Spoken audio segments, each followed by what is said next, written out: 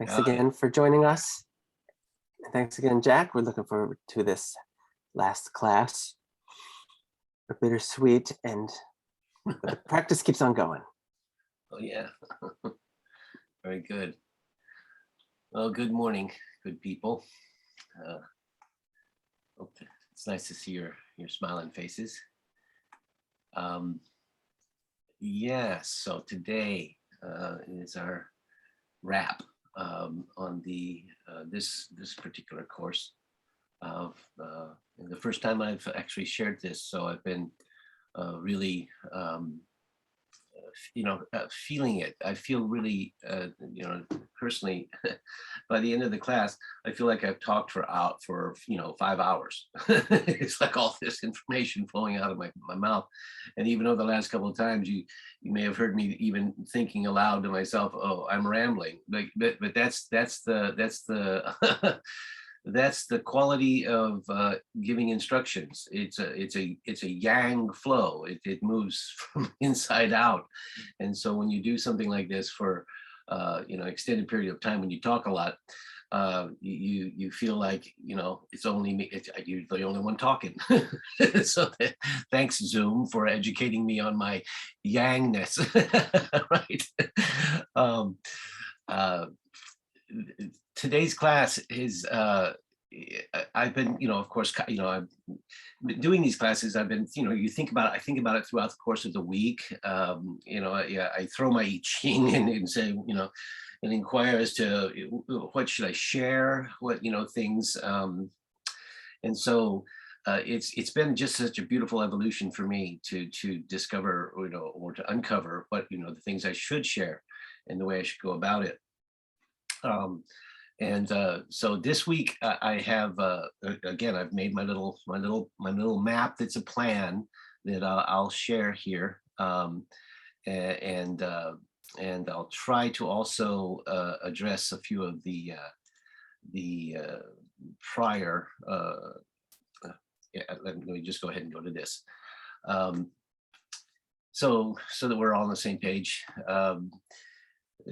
Questions review. I do want to do today, like we did last week, an experiential comprehensive review of the process, which is, yes, we already spent class 4 or a section of class 3 and 4 doing, our actual throw together. I want to fit that in one more time because repetition, or, the more times we do it together or expose ourselves to it, I believe it may be helpful, or and for others who are either online now or not, or however. I also have notes to myself here to touch on the blurred hexagram thing that I touched on last week, and more to clarify that. And then there's a little bit more I want to share about I want to clarify a few things that I brought up last week, to give you access points to where I found it or where I currently have it, and so that you can touch it yourself. And then a piece that I want to share is something that's called the cycle of 8 phases, and it's something that you'll see it, and so I wanted to be able to familiarize you with this one thing that it'll show up, and then once again it'll be the practice. So and there it is again. I just wanted to keep it there so that we say it every week. There is no such thing as a practice throw. Okay. Right, there's no such thing as a practice throw. That came from again the experience of throwing in class earlier, and it was still talking to me. I couldn't practice throw. Right, so it was still saying, okay, so does everybody feel comfortable with the process of throwing your I Ching? Those of us that are here live, is there anything that we need to clarify, or is there a stuck spot? Anybody? Everybody's got that? Yeah, nobody's had a total train wreck. Good. Sorry, Jack. Yes, please. Me. I'm comfortable throwing the I Ching. Uh-huh. Just one, I know you spoke about it, but I would like to hear again about the how is a good question, no? Yeah. How to ask. No, how when some clear recommendation about it. Because, for example, I don't know what I did at the beginning, but lately I just feel I focus on a situation or in a relationship or in a decision, and without asking specifically, I throw. I don't know if that's valid, for example. Actually, I like the way that you're describing what you're doing, because of the key thing about using the different components of our consciousness, our aspects of rational, emotional, spirit, truth, self, inherent life force qualities. When we over articulate something with our rational mind, you would put too many words on it. We may be in fact leaning into only a rational, logical interface.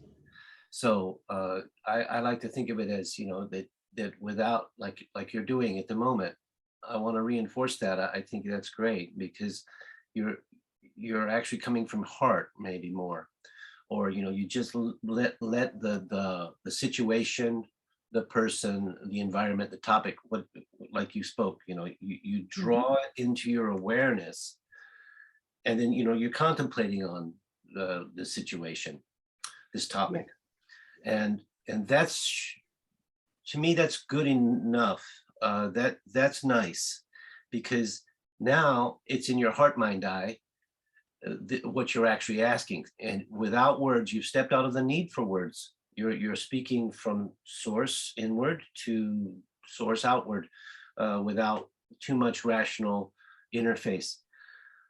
So I've come to do it this way, like you're describing. So I'm reinforcing that you're doing cool. That's great. Please do. At other times in development, and still even when there is a specific, when you are, when you want to word it when you find yourself drawn to word to structure your quest, your question, the one narrative I want to give is to watch out for asking a question that would be a yes or no, that would be easily answered, if you were speaking to a person, that they could either say yes or no, and then to be done, like, yes, right? Because if you do that, the I Ching doesn't answer yes or no. In fact, one of the I Chings, the one that I call the, okay, yeah, this one, there's a place in this book where it even speaks of the way that the I Ching answers. It says the answer, if you ask, you ask the I Ching, I think, how to get from A to Z, the I Ching's actually going to say, no, it's A to B to C to D, right? So it's not going to answer you directly if you ask a yes or no. It's gonna be elusive and actually maybe speak to a different part of you. So in wording it's tricky. It takes practice in wording your question if you're going to write it down. And so for your own diary, or which I do recommend everyone does, to keep a listing or a book that you practice, or keep listings. I have stacks of them that I keep my daily question or throw. And so keep a diary of your every work, and it's good, sure, to maybe just say, I was contemplating the topic of, give it a name, on the top of your page, so that later you would refer to it. So you could even, like I just said, you could even boil it down to one word. which would be like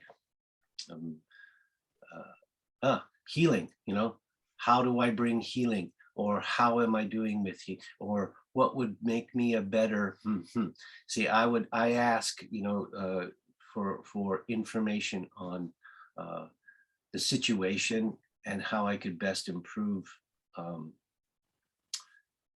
I like that one. I word it that way internally a lot, but again, stepping out of the too much thinking is to go directly to, I'm contemplating this.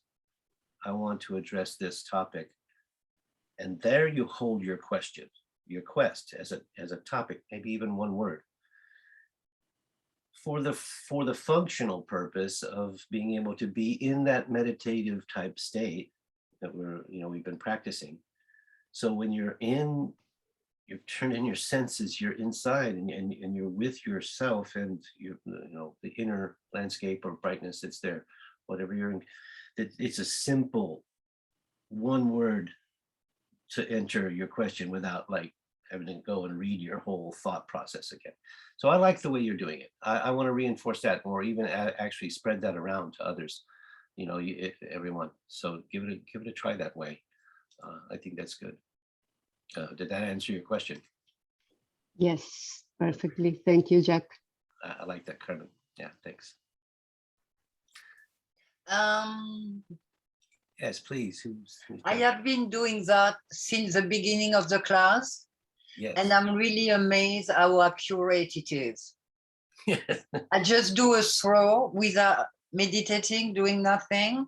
And when I read it, I say, wow, it's really accurate of what I'm feeling right now. And I really love that practice like that. I have not asked any question yet. That's beautiful. We spoke about that time or two ago. And yes, it's pure. It's unsullied by, again, we have such a strong, rational mind that is such a powerful filter for both information that's coming through into us, the lens that we see the world through, it filters. And then also if we're, sending outward, it's going to filter outwardly. So to be able to, I'm going to use the words, they come from a different source, but it's to sublimate, to make smooth and soft the acuteness of the rational aspect of our perceptors, receiver perceptors, senses, is to be able to step into one another aspect much smoother in my experience, actually, any other questions? Because that's actually a segue to something that I'll get back to. But anybody else? Yeah. Hello, Sebastian. Yeah, so it's a little bit longer, more like an observation thing that you might be able to answer. Okay. So I did like 8 or 10 throws and then some of the hexagrams. And then I thought after a month and years, all of them. And as you said, like maybe read only line 1, so you get the common thread. Sure. So I was thinking, so being a master of the I Ching, I would assume that after a time, you get the thread of how it's working, the cycle of life. And then you would almost know before you throw what kind of situation you are in, so it's teaching you, like if you're really keen, like is that something that would be like possible, or like the mantak chia of I Ching would already kind of not needing it anymore, you know what I mean? Yes, very cool. Yes, thank you for asking that. That there are times, like I might have alluded to it before. Again, there are times when the book will actually say, "Why are you asking me this? You already knew, right?" It's like, yeah, you already kind of know. So instead of skewing it too weird, I would like to ask to view it as reinforcement. You see, in reality, you already knew. Yes, you knew this. And here's the reinforcement that in fact you already did. Yeah. So sometimes you'll receive that type of view. Yes, after time. And your experience is already growing. And it's not that you're going to have read all 64 hexagrams and all 360 changing lines of the, and have them memorized in some way. No, it's actually more like it flows a little bit differently. We're all evolving. We're all reaching different every day. Every night you sleep, every day you wake up anew. Surely, I say it this way, surely the grass will grow, right? Meaning you are maturing all the time, whether you like it or not. Every night you go to sleep, you wake up a little bit more the next day, yeah, like grass growing. So when you read a hexagram at this point in life, and it speaks to you at your current level of development, your current place that you're in consciousness, it's going to give you a hello. And then you read that one in a year or two, further down the road, you've matured to a different state. So you're going to be familiar and go, oh yeah, I remember, but you're also going to be receiving it, getting more out of it. Yeah. From that different level, right? So it evolves with you. Your relationship as you evolve to the I Ching will evolve with you. So it moves hand in hand, as well as providing you markers along the road. So that's kind of the best I can say with that. Yes, you're going to get confirmation that you already knew the answer at times, because you already do. Yeah. No, that's great. Cool. There's one more question we have from Callie. Please. Hi. Yeah. Hi. I'm a nay. I'm a monthly member also, but we live together and it's easier technologically to join together. Okay. Renee. Yeah. So Jack, I had a question. Actually, it's interesting in the last few questions that you did say daily. I had a question about frequency. So that book you just held up, Brian, what is it? Brian Brown Walker, I can't remember his name, but yes, Brian Brown. Yeah, I've had that book, I think, for about, 10, 20 years. And I've used it and, I've had different levels of connection with it, or, you know what I mean? It's like been on the shelf, comes out for different times. I noticed that just even the subtitle on that book, and given that that was the only book I had exposure to, right, it says something like Guide for Life Changing Points or something. Guide to Life's Turning Points. Turning Points, yeah. So when I guess I had always thought of it as like something to consult when there's something big or major, or and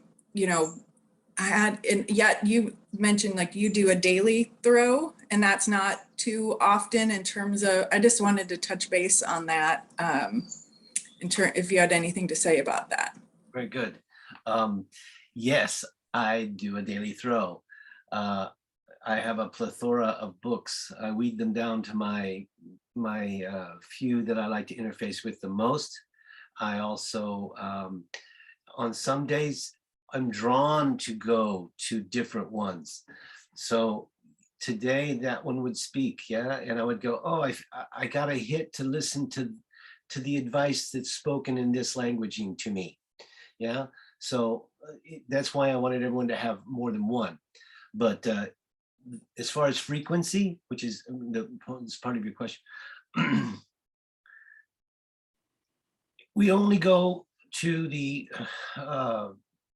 real source when we are powerless, when we've come to a place where we've like it says, you go to your extreme, you've reached as far as you can do, you're at a turning point, you're at a far afield. At that point, there's a natural vulnerability within all of us to turn around, and through turning around, we seek guidance. So there's going to be key junctures where it's going to be more meaningful to you to throw. And so therefore the frequency would be sporadic, right? you would only go once a week or every once a month, or only like when you really like, well, I really need some advice, right?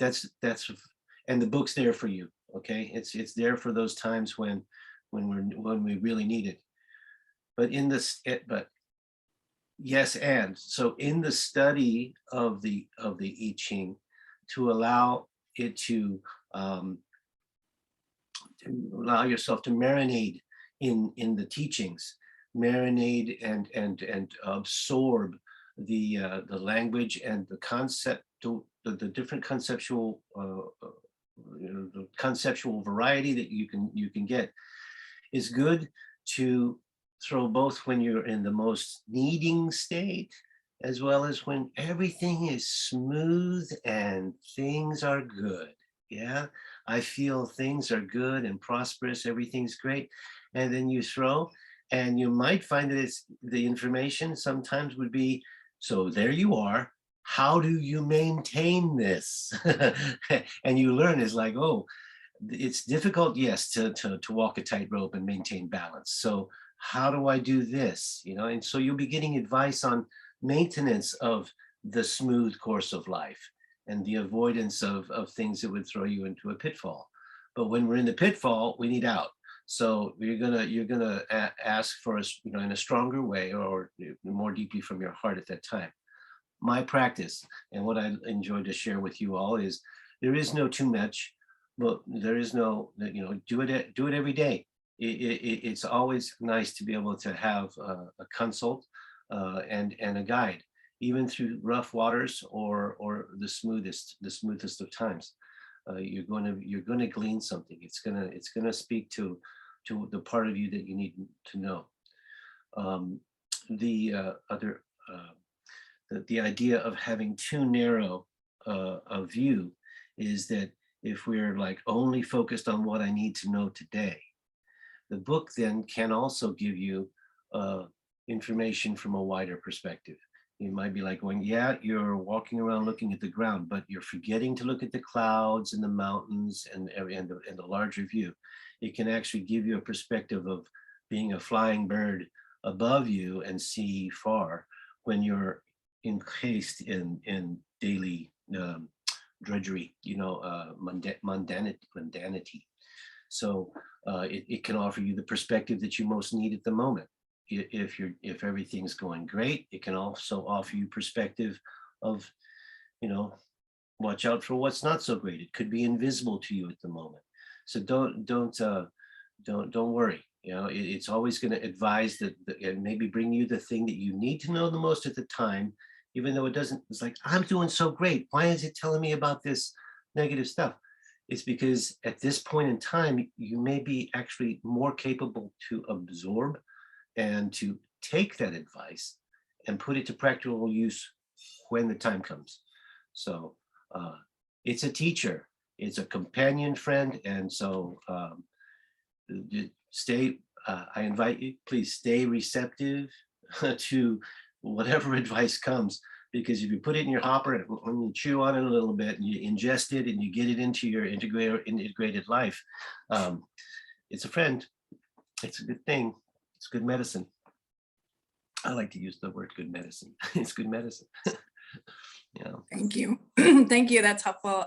One other little comment I noticed, like you were saying, consulting the different books. I like when I do a throw, there's something between comparing two translations or two books, then I can kind of even read between the lines between the two of them. So that's what I've appreciated through this class of being exposed to, you know, I've got the book that you recommended.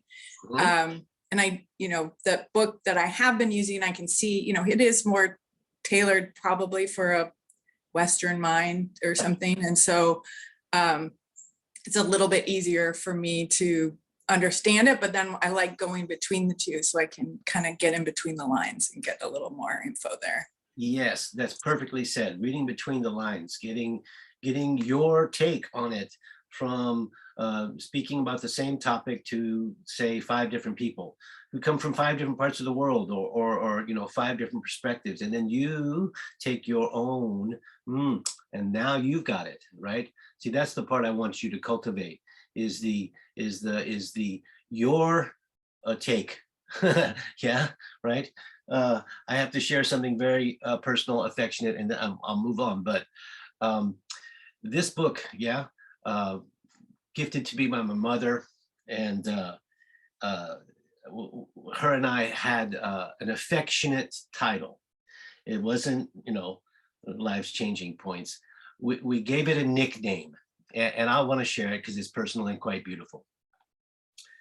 We call this book The Wooden Spoon Woman. Mom used to sit in the kitchen and cook, and she would cook this with this wooden spoon. And when she had something to say to me, she would, give me that spoon, right? She would, right? This book sometimes speaks so directly. It's as if you're sitting in the kitchen with your mom and she's just putting it right there. Yeah. It's just so concise. It's just so nice. Right. So I can't help but call that book The Wooden Spoon Woman. Okay. Other versions, more wordy, more yakety yak, more different, but that one has a personality. So don't steal mine, or you can call it that if you want, but you'll discover that you have like a time when you want to go and talk to the mom in the kitchen with the wooden spoon. You want it direct. You want it simplified in your language.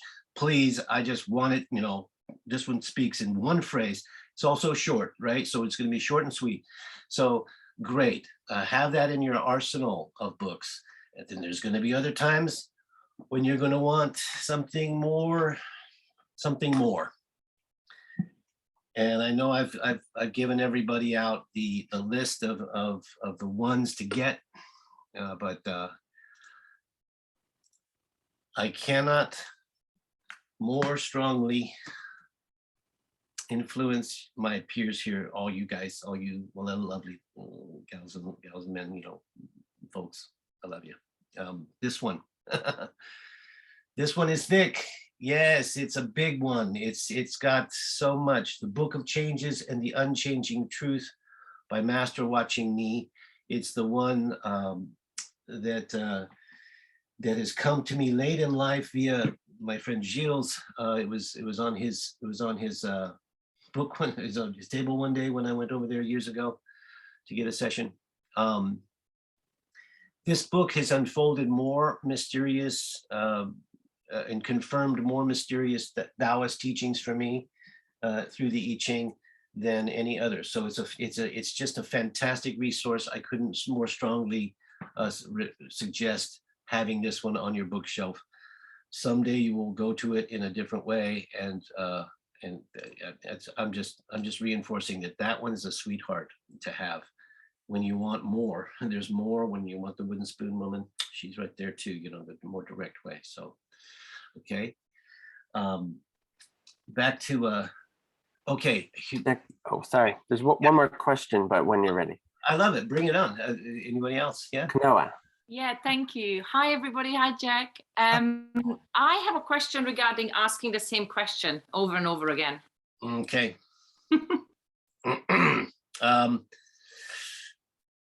Have you gotten hexagram number 4 on that yet?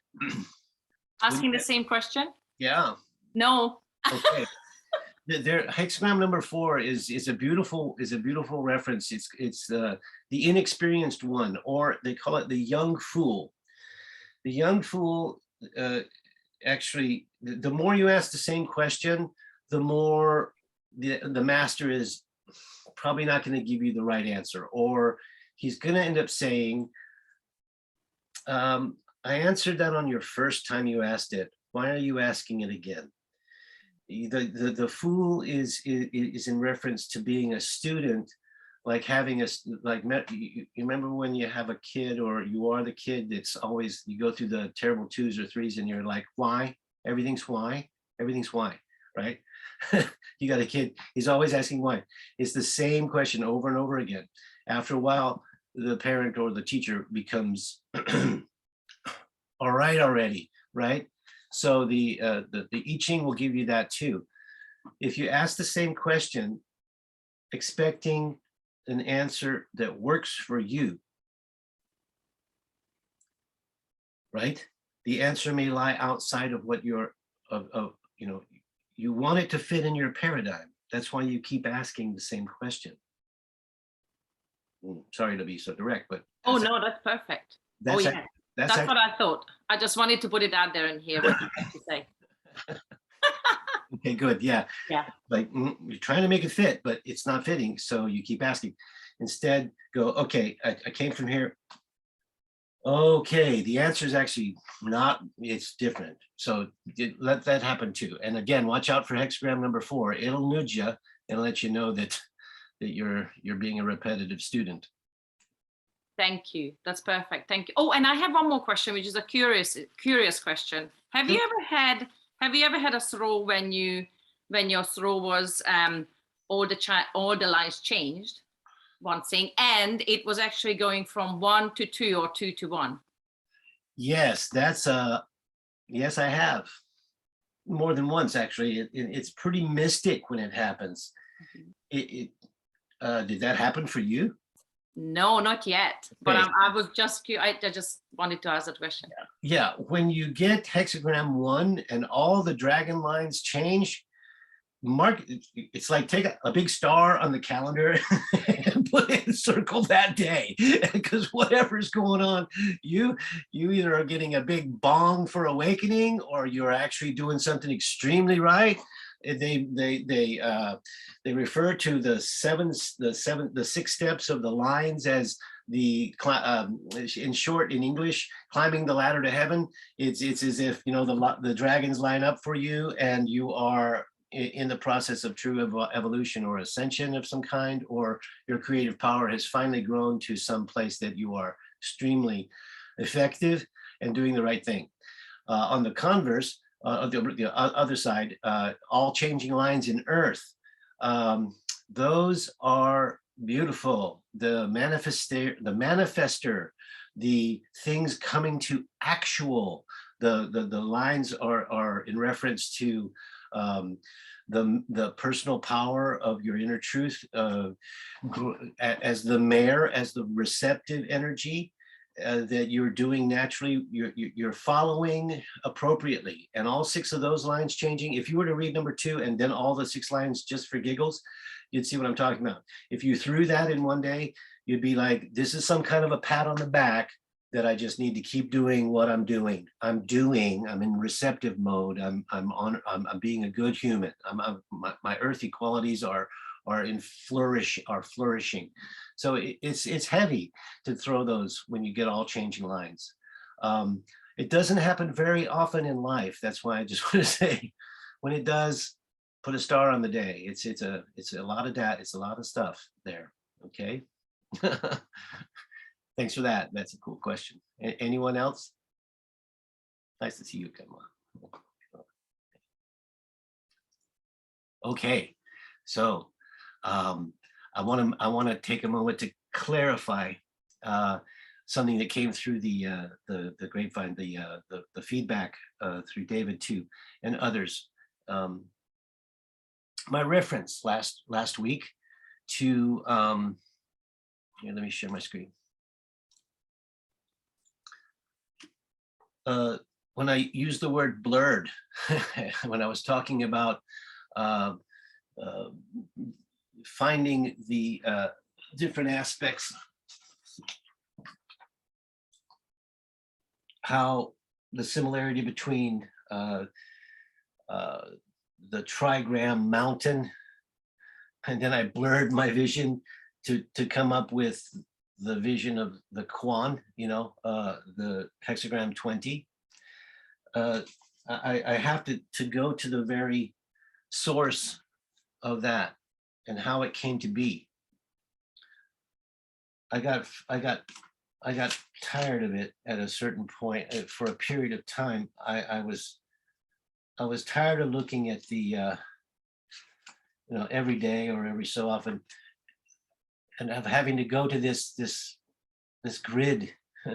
So for an option for a while, I let myself look for the trigram on this page. The process of scanning the page, looking for the hexagram, I'm sorry, that was that I threw that day, rather than doing it that same old grid math mind way.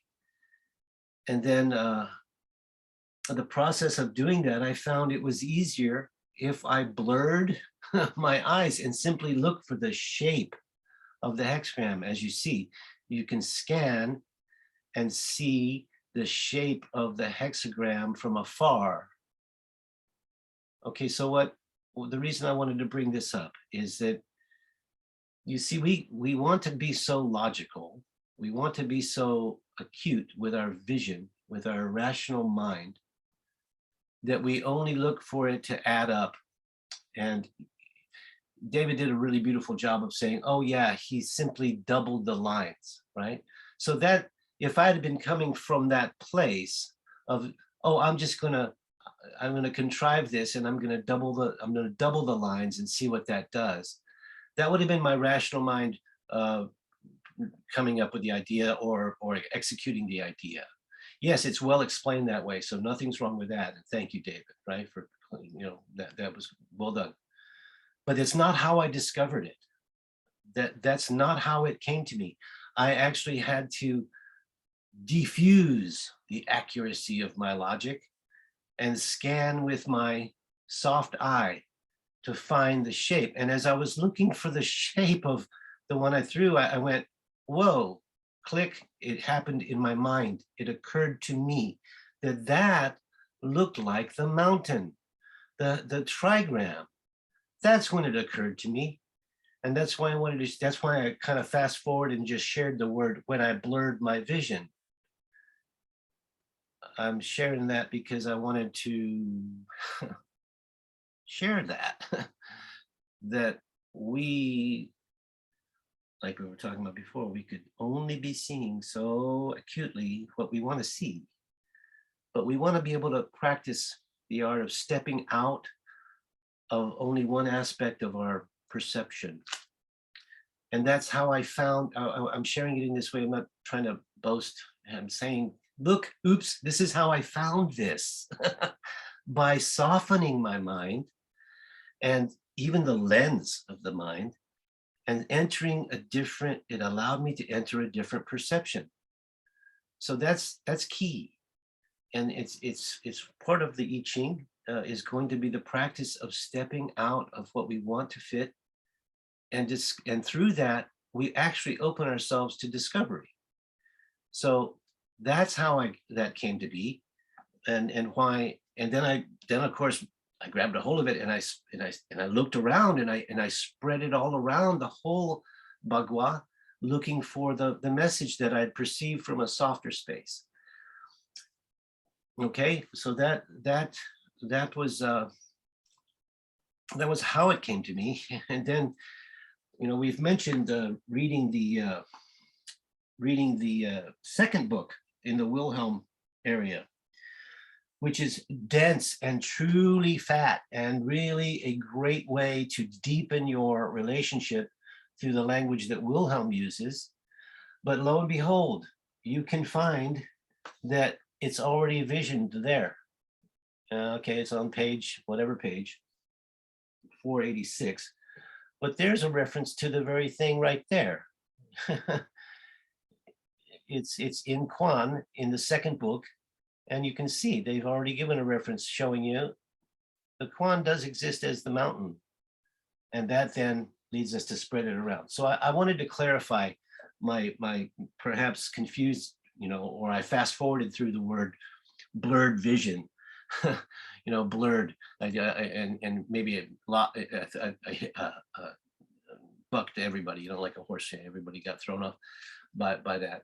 I hope, and also to turn that into a share of, we do have to step out of the common way we see and thereby activating our other senses, the metaphor mind or the imaging mind, rather than pure logic, as well as the heart and the, you know, etc. So not to get too spiritual too quick, but it's good to recognize our other sensings and also validate them.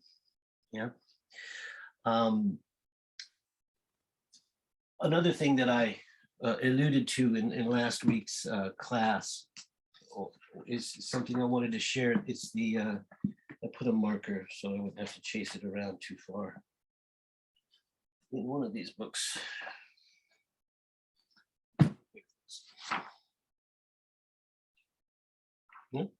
Marker fell out. Sorry, we'll just take a sec. It's very close at hand. It's the discussion I was talking about the deviations from the path, the Wan Hang Li Jing Chen, right?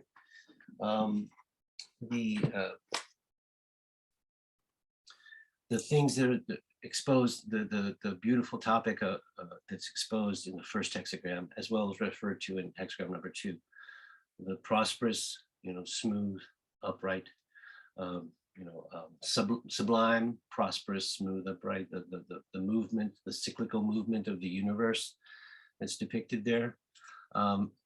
In the Wat Ching Ni book again, I found it beforehand in other places in another book, but just to show that the power of this collection of information is beautiful. On page 201, if you have your Wat Ching Ni book, here they explain Huan, natural and original with no deviation. Hung, smooth and enjoyable in full growth. Li, profitable and promising with benefit, right? Jing, upright and firm. So here's a reference to the very teachings that are in the first hexagram. And then the deviations from the path is how I was trying to explain it. They're not necessarily listed here in what I feel is the order of my experience, but they are here through the teaching. When you do something that is, like I was saying, off the path, you step into the rough or you stepped off the yellow brick road, there is an immediate knowing within you that you sense that you don't like it, yeah? And then if you do it another time, you internally would feel, fault or blame. If you were to continue to do it, you would experience remorse. And then if others continue to see you do it, it's humiliating to you, right? So I don't feel that this is necessarily the order at which I always experience deviations from the path.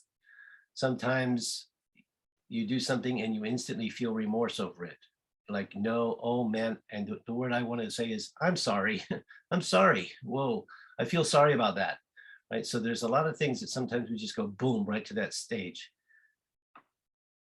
This is actually in the section of Wat Ching Ni's book is how to evaluate and interpret a hexagram.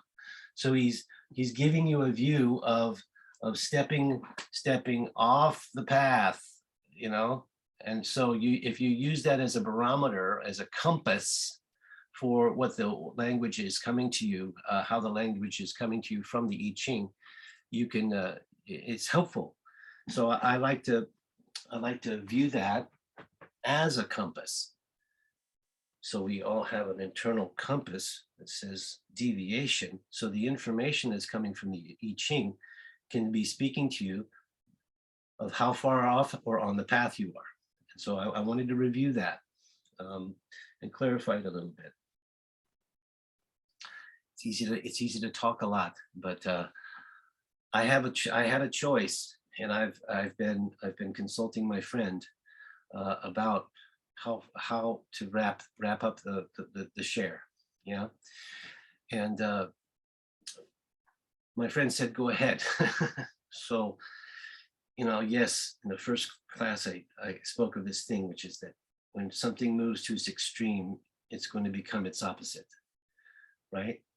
So it's almost like as if I've shared enough that it could turn back around. But then there's also the opportunity to allow something to fully expand without trying to prematurely force the wrap and the turnaround. So I have one other personal share, a thing I've gleaned from the I Ching that I wouldn't be able to share to any other, you're receptive to it right now. So I have the opportunity to drop something on you that I have also found, but I'm not the first. Every time I find something within the I Ching, I know that there's been thousands of years of study and eloquent minds have already been there. No thought is new. So it's just that I get the mind. I'm going to go to a symbol that we have all probably seen. And it's like, oh, cool, look at that. What's the symbol there? And how did they arrange the I Ching in this way? Well, there's a story in one of the hexagrams in all the books. It's hexagram number 36. It's the story of King Wen being held jailed by the tyrant of the time, the emperor, for like 7 years. And in that time, he used that time to meditate deeply and constructed or translated at that time the forces of the I Ching. And he wrote the version of the book of the King Wen version of the I Ching while in prison. So that's always tripped me out, you know, I've always thought, where did that great mind go at that time in order to bring this beauty and bring it to us in this way? And then, you know, there's this beautiful symbol that speaks to the mind, that has certainly, just as if I used the words blurred my eyes to find something, he must have suddenly, I mean, surely stepped into another perspective in order to download this beauty, this eloquence that's here. The first thing I want to point out about the symbol is that it is not the familiar bagua that we've been working with. This is the one that's called the primordial, or the pre-heaven arrangement of the 8 forces.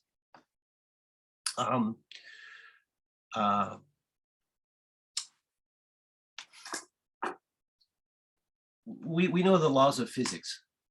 At least here in the material world, we think of the laws of physics as the effect of, they have effect on everything.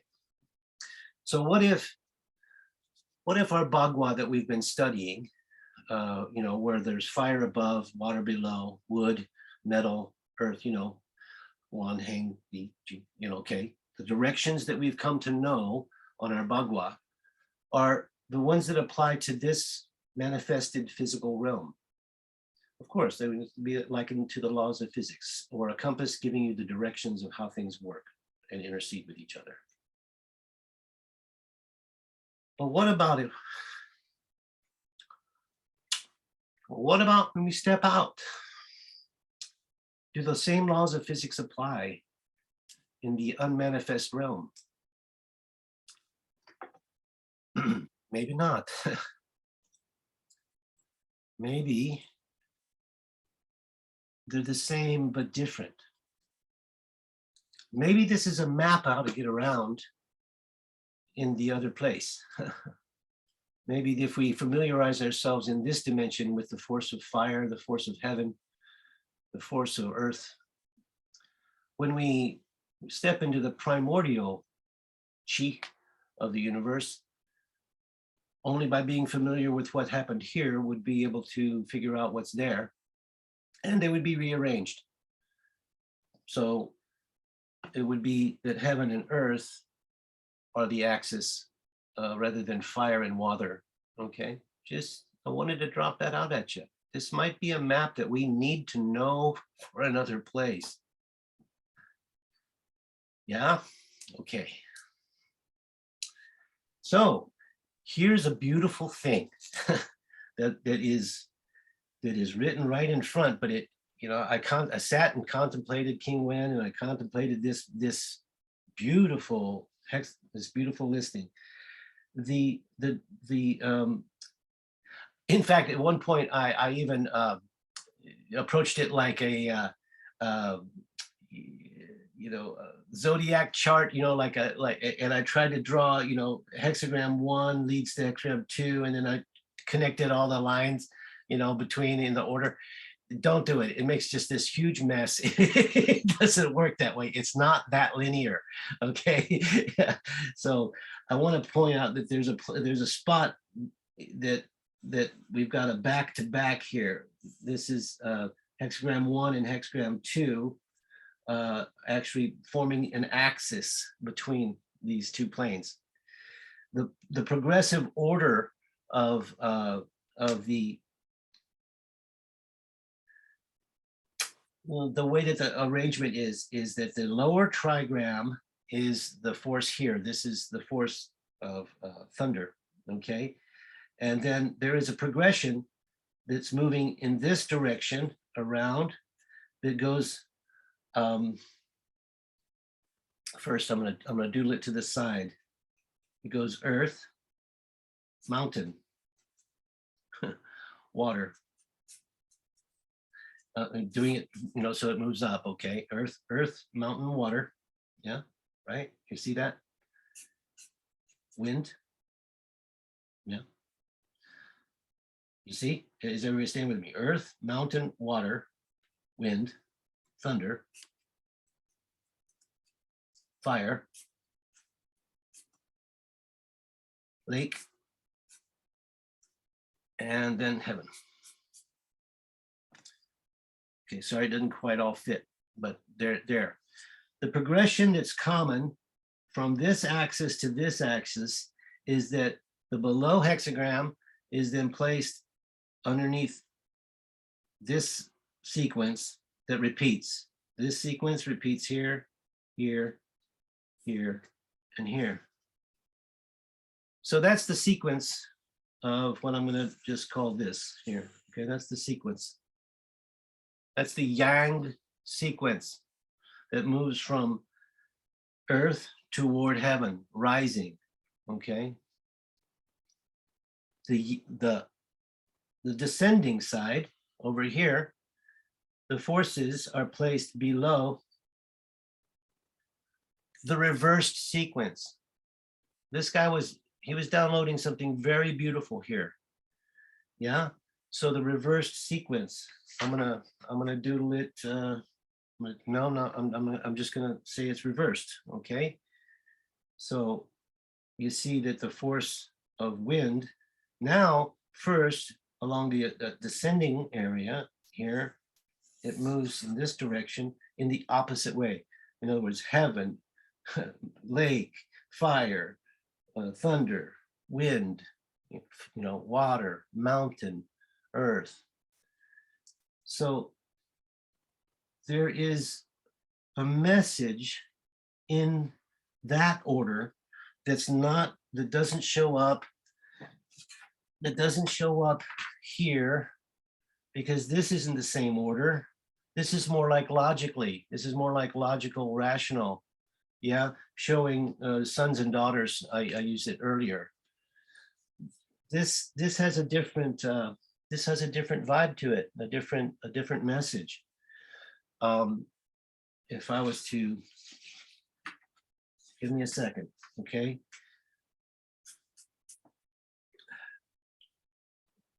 Moving down or moving up, okay. So moving down from heaven, in other words. From heaven, the cycle's moving this way, moving down from heaven. And I made myself a little poem just so that I could touch it.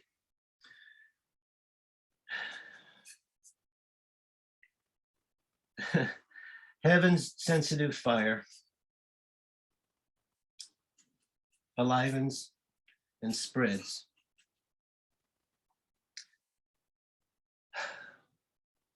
To all life, on the mountains of earth. And that's just the way it dropped out of my mouth right now. So I've said it in many ways.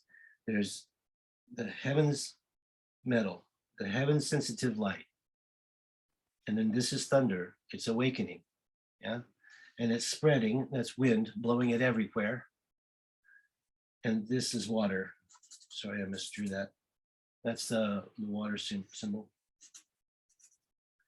Life, yeah, the force of life. And this is the surface, and these are the earth. Yeah, the earth. So that's the yang progression. That's how heaven manifests from top to most dense. And then from the bottom, heaven's mountain waters, right?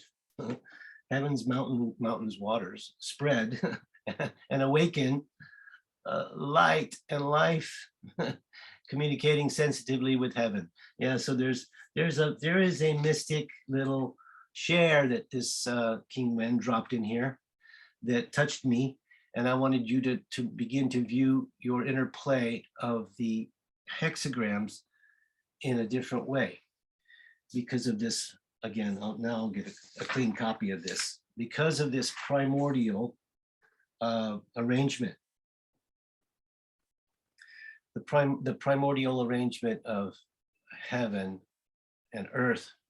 We're vertical beings again, so we're going to want to put heaven above and earth below. But the motion of heaven is to put itself below earth.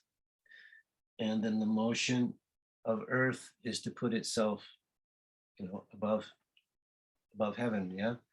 Creating what is the last homework I want to give everyone. If I'm going to give you a homework at all. It's hexagram 11, and it's called peace. And its name is Tai, T-A-I, as in Tai Chi, as in Tai, yeah, as in inner, yeah, there's a one. So viewing the motion, the movement, the cyclical movement of the cosmos, and seeing that the natural movement is in fact to form peace. It's a peaceful union. I wanted to share that one because I didn't have another audience who I could probably ever share that with, so I did that. Okay. Right? I wanted to say, who else could I ever share that with? Who else could glean that? So thanks for, indulging me there. Right?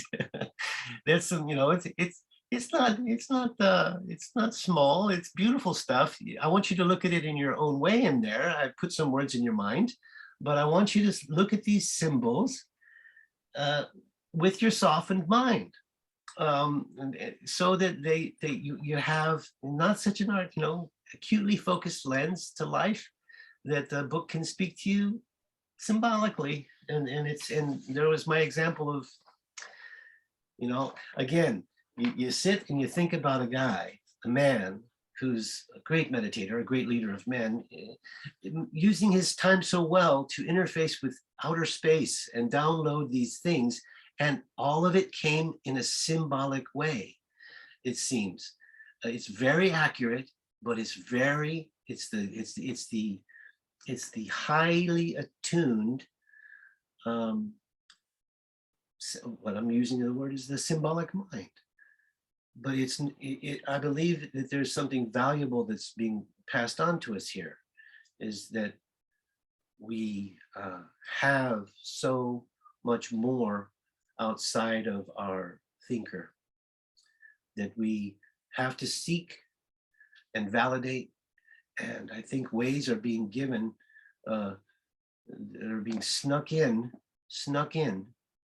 that you have to look for. They're being snuck in there, that we can enhance the other faculty that we have, and cultivate it, and validate it, and cultivate it, make it stronger, so that we don't just go through the world as surface humans, that we have an inner voice that we have. We have our senses are developed inwardly to the point of that we're mature as people. I think that might be part of the evolution that we all need to do. So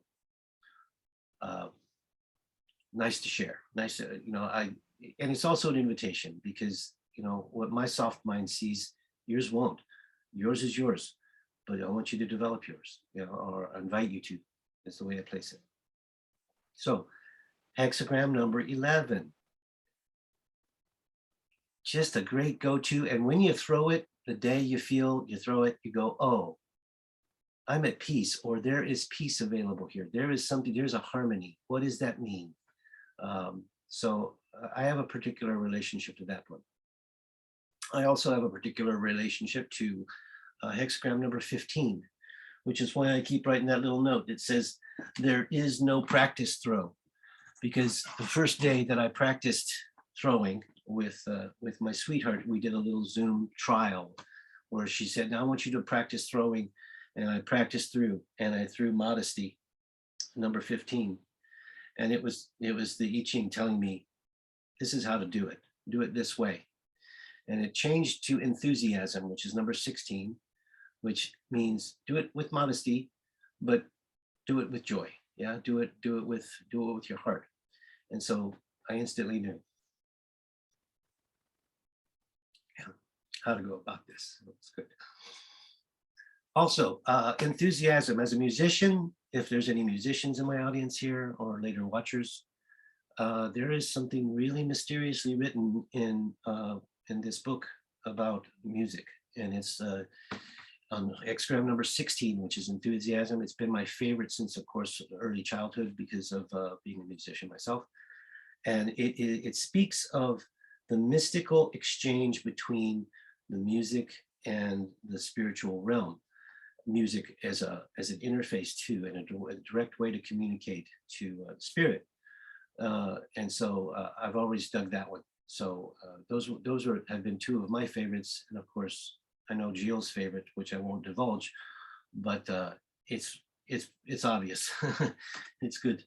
The last thing before we do our today's practice, let me check my list, make sure I'm not slipping away.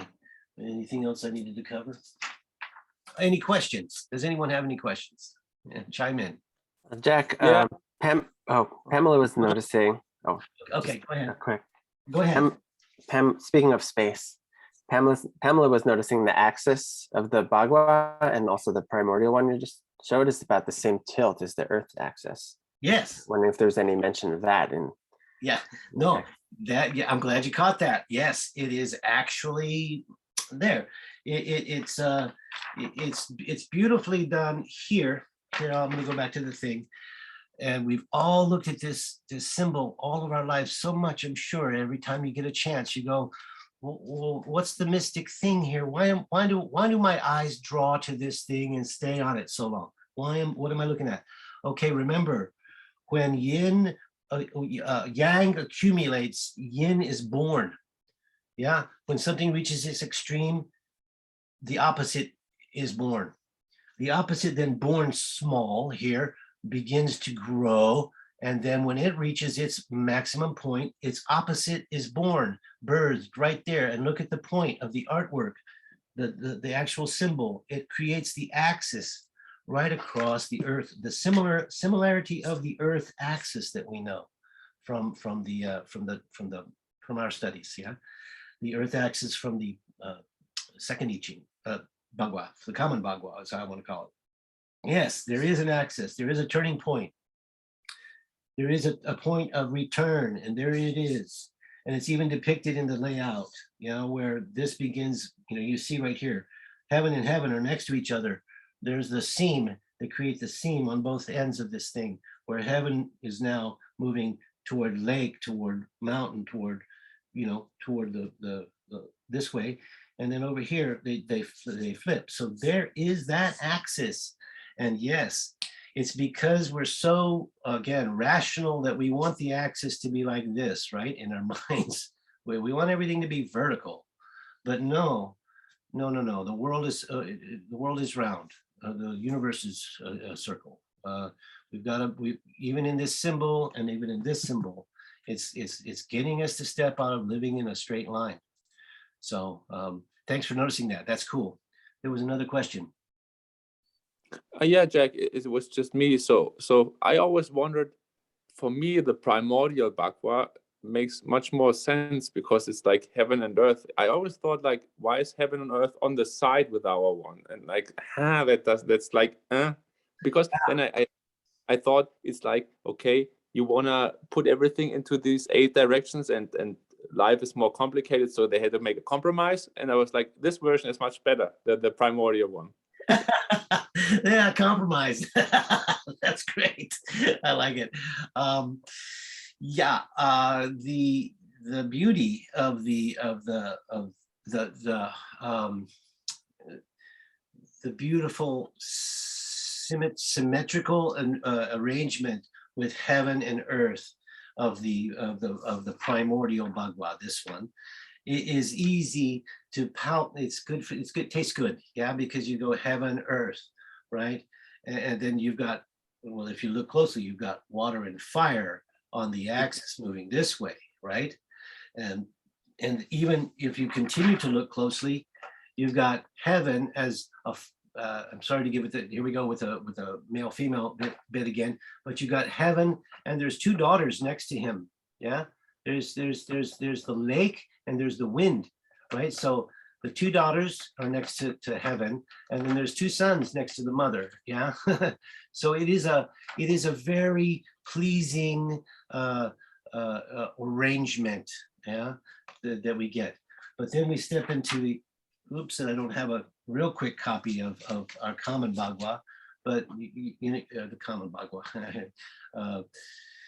You'll notice that over here is earth, you know, over your left shoulder, and then down here over your left hip is heaven. So it's as if they've been moved to the side, right? Well, I've got a little bit of a romantic heart, and I will gladly share. If you'll look closely, between heaven and earth is the lake. The lake, yeah, the west as well. The lake is the symbol of 2 yang lines with with 1 yin above. We discussed it before. The inner self is strong, moving gently into the world. And in our practices, it's also what we call the mental force or emotional intelligence. So between heaven and earth in our Bhagwa that's been given us for earth is sensitivity. Motions of emotion is what the feelings, senses are what connect heaven and earth. Yeah, the go-between, the daughter that stands between the father and the mother on our Bhagwa is metal, the force of metal, the mysterious connection between heaven and earth. Yeah, it's beautiful if you look at it. I'm a romantic, so I've looked at that. It's like, why is that between those 2? Even in our, you know, and then we have our fire axis, our fire water axis, which is, you know, life, you know, again, beautifully shared by Master Shio. You know, the fire in the front, yeah, drawing you, pulling you out of your water, you know, the water's your past and the future. Yeah, it's beautiful. And then what about the other side? The other side of our Bhagwa. I guess I should be drawing this because I'm speaking it like everybody has their symbol stuck in their head. But over here, down here is the mountain, and that represents stillness. That's a stillness, yeah. And then you've got your thunder, which is an awakening, yeah. So that's stillness and activity awakening. And then here you've got wind up here, the wind, dispersion, the spreading, the persistence, and what is called duration. So you've got stillness and duration and awakening between, yeah. And that's our wood chi. That's where we hold we've got our sensitivity over here, our tui, our lake between heaven and earth. And between stillness and dispersion, we have awakening. We have our awakening minds. We have our rational thought place, our wood chi, the growth, yeah? And that's what's growing, just like I'm depicting the motion. There, I gotta go one more time. I'm depicting the motion of heaven being in this way, yeah? There's the yang rising force. So I'm going to flip it. Whoops. Let me do it real quick so that everybody's not so confused again about it. The motion of these two things. Yeah. I was talking about earth and the lake and heaven. And there she is between the two. Yeah. And we've down here, we've got our water, which is our life force. And up here, we've got our fire, which is, of course, our spirit. The motion of life moving through stillness or incubation even, and dispersion, yeah? Dispersion, wind blowing everywhere is right between this activity is the awakening, the awakening mind. That's our rational part. That's the part of us that grows in this life. And then when we leave this life, this is the part that remains. Oops, I said it. Sorry. Didn't mean to draw conclusions. These are the conclusions that I've come to. Please come to your own. I didn't mean to do that all the way. But maybe there is the part of us that remains when we outgrow our wood. That is that soul. That is that axis between heaven and earth. That is our inner metal. That is what we actually are maturing, while we're here. So this arrangement of the Bagua is showing us the process of life. Yeah, maybe not so perfectly beautiful to the mind to grasp, but more like down to the nitty-gritty. Incubate, stick with it, awaken, grow, follow your spirit, mature, bear fruit. Grow your maturity of your emotional sensitivity as the way of life. So both Baguas have important information in their movement, as well as their cross-panel relationships, which probably should be another class, like way, but I want you to do that yourself, I want you to do all that yourself with your symbolic mind. Any more questions? I think I kind of covered most of the ground I could possibly cover. Yeah. Is the order of the hexagrams the same for primordial arrangement as the King Wen arrangements? Meaning, even though the elements are turned, is the order of the upper trigrams stays the same? The order of the upper trigrams. Are you speaking of the top, as in the top section of the? Yeah, the circle, the wheel. Even though the wheel turns and the lower trigrams go to a different position, are the upper trigrams still related in the same way to the elements? Yes, and only because they have different qualities in those different places. Yeah, I'm sorry to have some. I doodled on all my symbols here. I'll go back. I try to get this question answered real quick by the view. I've doodled all over this one, so you'll have to use your eyes real strong. Remembering that this, let me do it this way. I'm sorry. Do you have a picture of the wheel for exactly like that, but for the King Wan? Yeah, this is the King Wen. This is. Oh, it is. I thought this was the earlier one. It's the primordial Bagua as then given this Okay. transmission. Oh, okay. Okay. Further information can be found in the I Ching Wilhelm version, and the relationship between those two is actually right here. I got a marker, thank goodness. You don't have to answer it right now. It's okay. Yeah, but it's page 266, 67, and 68, where both of those Bagua appear in King Wen in the Wilhelm, and Okay. the wording around this area will help you see the relationship of things between the two. It's really nice. It's nice that it's there. It's an access. But when looking quickly at Kan Li, yeah, Chen Dui, Kun Ken Sun Chen. That's the Earth Bagua that we've been given, the natural one, yeah. But it changes around in the heaven. Yeah, it's going to be earth, heaven, fire, water, wind, mountain. No, wind, thunder. Wind and thunder are here on this axis, and up here is the lake, and its axis is a mountain. So the different relationships across the way are what's most noticeable about the map of heaven and earth. Okay, Yeah. Again, beautiful. yeah, primordial Bagua has heaven here and two daughters, and that's the daughter is the most mature daughter, and the daughter is the most sensitive daughter. So it's as if the two wings depicted, if you're looking vertically, are receptive. They're feminine. So it's quite amazing. You know, keep contemplating your Baguas.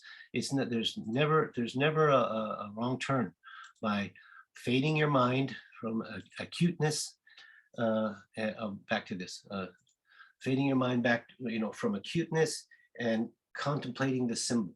The symbol will lead you on a beautiful meditation. It'll lead you to some beautiful information all by itself.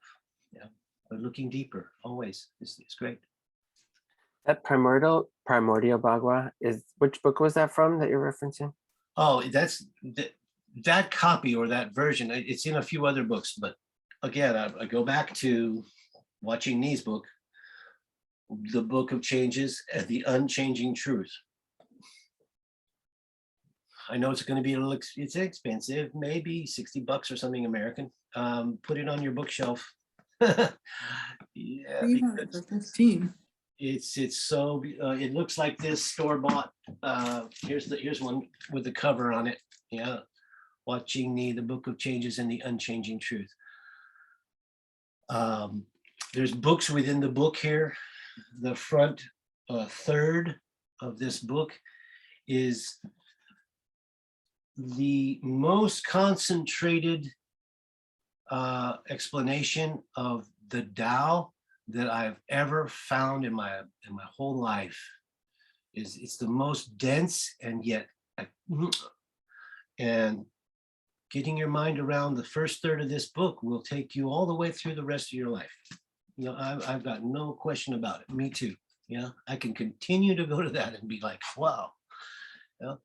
So Jack, I have a question, if that's okay. With the primordial wheel you just talked about, and you also mentioned pre-heaven. Are you referring did you use pre-heaven for this wheel, or did I misunderstand? No. Pre-heaven. And if yes, why is it pre-heaven? Well, you want my take on it? I'll give you my take on the terminology pre-heaven. I think, you know, they call it's pre-heaven or where are we when we're not here? Then we enter into the womb. Yeah. Upon birth, we enter we're going to say the material world, where what you know, the classic Bagua is going to have, you know, the manifest realm we enter, and then we exit the manifest realm and we enter the primordial pre-heaven world, where that landscape, like I said, this would be the map to that landscape. And then within this realm, we would have this other set of physics, this other arrangement. So they translate it in from Taoist Chinese to call it primordial. Yeah. And so that's the arrangement of the unmanifest in my book. Yeah. So there's my leak on it. There's what I've done. Did that answer your question? No. It's okay. But it's okay. Thank you. But thank you so much. Oh. To here is where I hope I've let us go all the way to the place where the now we can turn back around. Yeah. Or we've done discovery to its almost fullest extent, or I've shared as much as I got to share.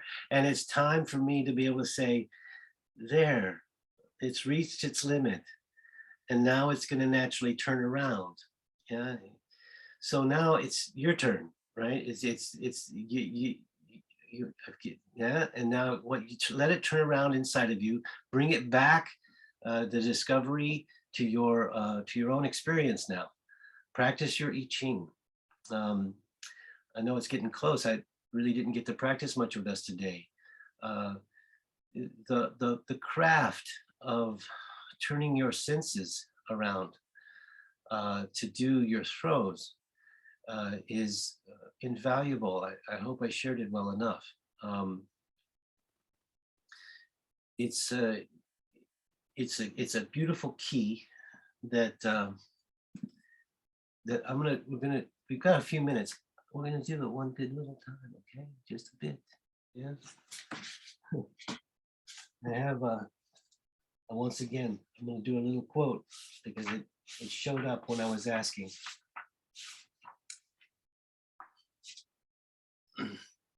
When we hold on to nothing, the heart becomes carefree. Soon, the heart is as a leaf trembling in an impeccable breeze, as light as the dust on a butterfly's wings. Closing the senses is perceiving life. Perceiving no thing. Be perceptive to the utmost depth. Penetrate the impenetrable. Perceive the imperceivable. Such a small beginning to a wide, unlimited ascension. That's a quote from watching these books. The hexagram is fire and spirit. Yeah. But there it was said, the turning in of the senses. I strongly have given you this as the Qigong of our I Ching work here. So there it is, the moment where you can do it. If you're going to throw your I Ching, you have your coins in your hand. And you go with your question in your heart that you haven't necessarily written down, right? But it's there. And you simply go to meditate and you close your eyes, turning your eyes inside, loosening your tongue so that it comes to rest in your mouth. It's very simple. You jiggle it for a second and then let it rest. The jaw becomes soft. Loosen the jaw. Let it come to rest in an open place, receptive, so that the teeth don't touch. And there it is, breath. The breath comes natural and smooth. You can listen to it. So you turn your ears inward. Eyes closed, tongue quiet, jaw loose, breathing, listening in. All of your senses drop into the center of yourself and join, touch each other and form a sphere, a bubble of consciousness, of awareness.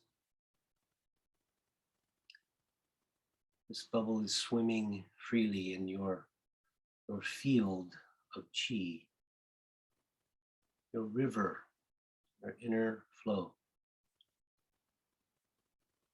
The flow will take the bubble, wafting, catching the bubble and moving it down past your heart, toward your navel, ultimately toward your pelvic floor. But no pushing. Don't force it. Go with your flow of your current state of energy, your chi. Your tide may move faster from day to day or slower on other times. Follow the bubble of your consciousness down to your pelvic floor. And it turns and grows up your back, moving across your sacrum and across your door of life behind your navel, up behind your heart, wafting up further, becoming lighter, up through the occiput, into the middle of your head, crossing over to your brow,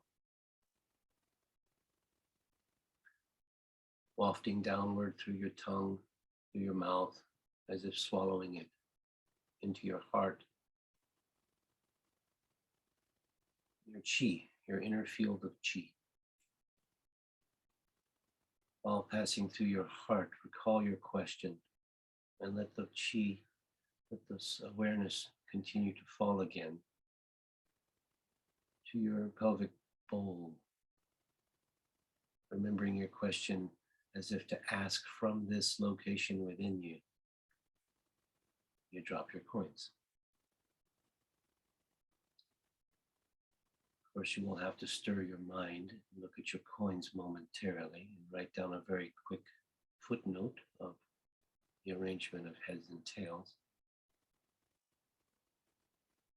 And then simply close your eyes and return to the flowing bubble, picking it up wherever along the journey it may be. Finding it passing your heart again, letting it drift down to your navel center area, where you will drop your coins from there again, or your second line. All the time remaining inside, simply opening your eyes to take a note.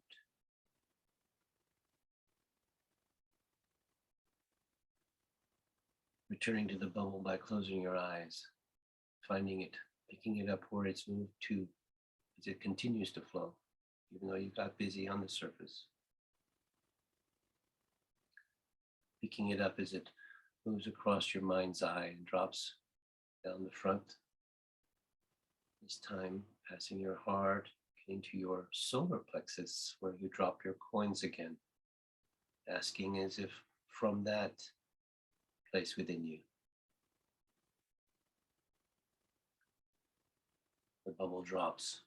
You write your notes. Turn your eyes back around inside and find the bubble on its path. It will continue.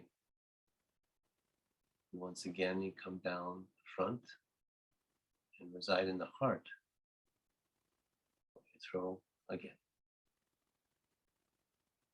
That's your fourth line. Back, you close your eyes, picking up the senses again within you. Noticing the spot on the orbit.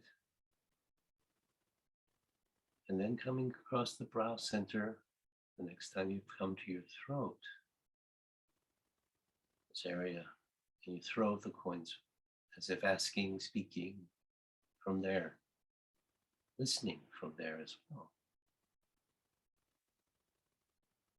Taking your note, and let the microcosmic orbit continue.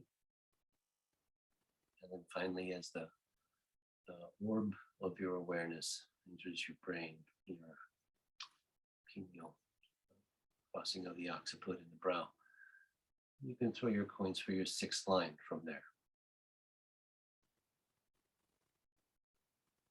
Don't necessarily have to open your eyes immediately, but you can go down into your heart.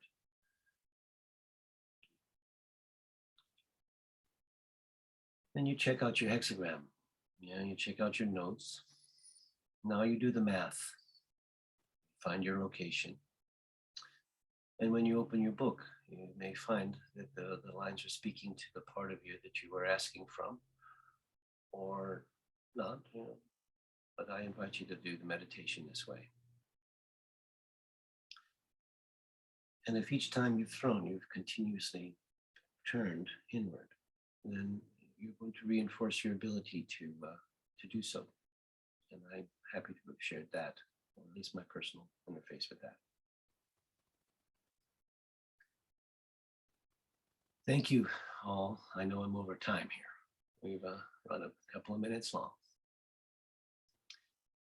It has been my pleasure for 5 weeks to share my views of this mystery, this great mystery of life.